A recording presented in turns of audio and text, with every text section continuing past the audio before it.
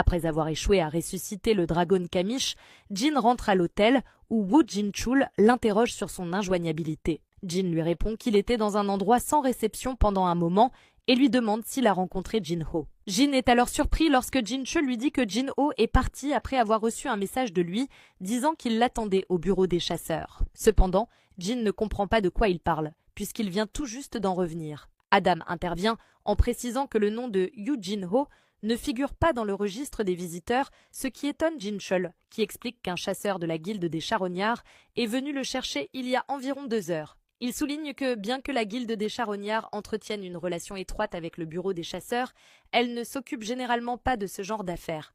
Il suggère donc qu'il vaudrait mieux leur poser directement la question, tandis que Jin commence à avoir un mauvais pressentiment. Laura reprend les paroles d'Adam, confirmant que c'est bien le vice-chef de la guilde de Jin qui a été escorté. Réalisant la gravité de la situation, elle demande si Jin en est déjà informé, ce à quoi Adam répond qu'il n'a encore rien entendu. Les compagnons de Jin-ho ont demandé après lui il y a un moment, alors que Jin était au bureau des chasseurs. Laura assure à Jin qu'ils vont élucider cette affaire au plus vite. Adam se retourne et ajoute que la guilde des charognards a déclaré qu'elle allait enquêter, donc il devrait avoir des nouvelles bientôt. Mais en se retournant, il réalise que Jin a déjà disparu, sautant de toit en toit. Jin, en pleine course, pense que tout est de sa faute. Lorsqu'il a utilisé échange d'ombre pour sauver le père de Jin-ho, il n'a pas attribué de soldat d'ombre à Jin-ho. Si quelque chose comme ça devait se reproduire, « Sortez !» crie-t-il en glissant sur un immeuble. Il ordonne alors à ses ombres de partir à sa recherche. Pendant ce temps, Thomas et son groupe viennent d'achever un combat contre un groupe d'hommes en costume.